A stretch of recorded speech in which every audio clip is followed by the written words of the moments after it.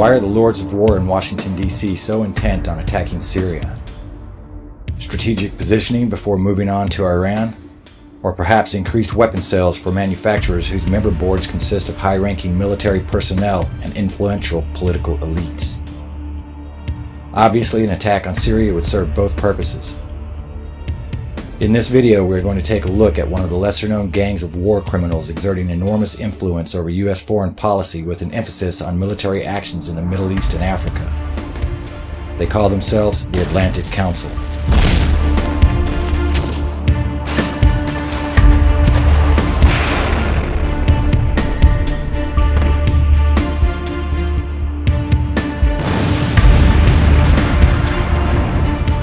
Membership of the Atlantic Council consists of some of the most powerful weapons manufacturers in the world, including Lockheed Martin, Boeing, the Northrop Grumman Corporation, and Raytheon.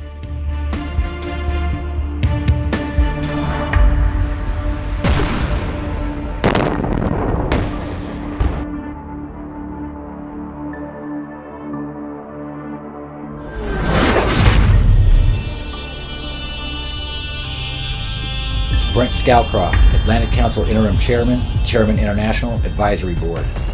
Former National Security Advisor to U.S. President George H.W. Bush and Gerald Ford. He is the founder and president of the Forum for International Policy, a think tank. He is co-chair along with Joseph Nye of the Aspen Strategy Group. He is a member of the Trilateral Commission, Council on Foreign Relations, and a board member of the Center for Strategic and International Studies. Scowcroft is also president of the Scowcroft Group Incorporated, an international business consulting firm. In March of 2001, selected staff and board members of the Scowcroft Group included Colin Powell and Condoleezza Rice.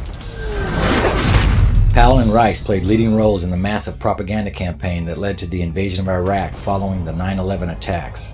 Weapons of mass destruction. Weapons of mass destruction. Weapons of mass destruction. Weapons of mass destruction. Weapons of mass destruction. Weapons of mass destruction. Weapons of mass destruction. Weapons of mass destruction. Weapons of mass destruction. Weapons of mass destruction. Mass destruction. Weapons of mass destruction. Weapons of mass destruction. Weapons of mass destruction. Weapons of mass destruction. Weapons of mass destruction. Weapons of mass destruction. Weapons of mass destruction. Weapons of mass destruction. Of mass destruction. Weapons of mass destruction. Weapons of mass destruction. You don't want the smoking gun to be a mushroom cloud.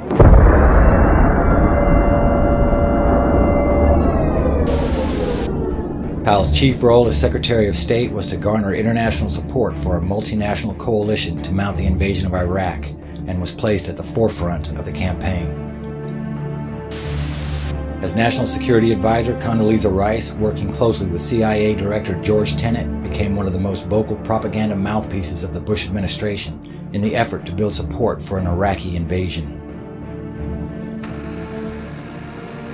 To what extent did their affiliation with Brent Scowcroft, the Scowcroft Group, and by extension the Atlantic Council influence their almost manic insistence on attacking Iraq is difficult to quantify, but the connection is undeniable.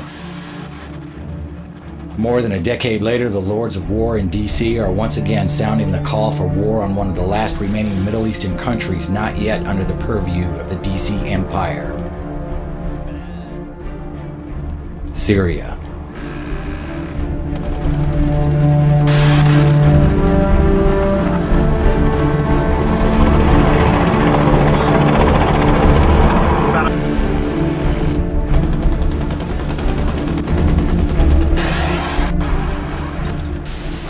I'm joined by Barry Pavel, former Senior Director of President Obama's National Security Council. Barry Pavel is a former Senior Director of President Obama's National Security Council. He's currently at the Atlantic Council, where he is International Security Analyst. And of course, you're with the Atlantic Council. But if the goal is deterrence, Barry Pavel of the Atlantic Council. Barry Pavel, if you had the President's ear, what would your advice be to him, strike or not? My advice would have been to strike a few days ago. What should we be doing? So I think there are limited uses of military power that could help to achieve the desired effects. And those uses would be launching cruise missile and airstrikes. And the U.S., he says, should want Assad hunkered down for, as he put it, a sustained, terrifying period of time. During our investigation for crimes against humanity and war crimes, we collect some witness testimony that made to appear that some chemical weapons were used in particular nervine gas. And what appeared to our investigation that was used by the opponents, by the rebels, and we have no indication at all that the government, the authority of the Syria government, have used chemical weapons. I think we can do more to aid vetted rebel groups. Some chemical weapons were used by the opponents, by the rebels.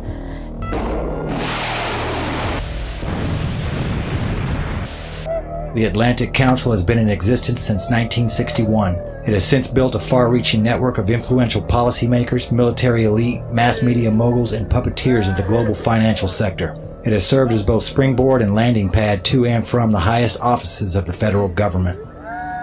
James L. Jones, chairman of the Brent Scowcroft Center of International Security, served as chair of the board of directors of the Atlantic Council from June of 2007 until January of 2009, when he assumed the post of National Security Advisor for the Obama administration.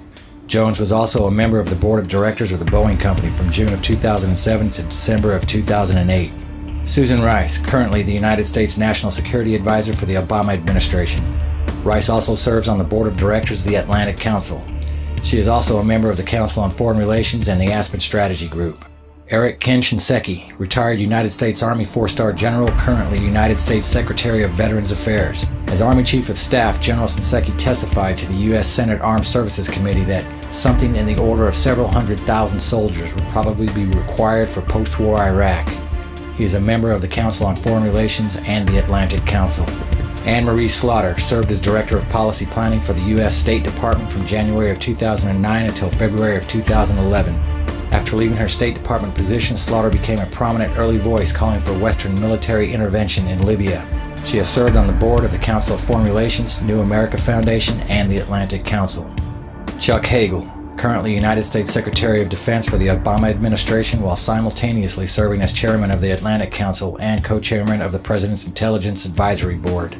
He is a member of the Council on Foreign Relations. In 2001, Hagel voted in favor of the U.S. Patriot Act as well as reauthorization in 2006. The Atlantic Council is only one example of the numerous other, even more powerful criminal organizations operating within the borders of the Washington, D.C. empire. This video is merely an introduction and by no stretches of the imagination a comprehensive look at the true nature of the Atlantic Council and the ways in which it and other organizations like it influence foreign policy.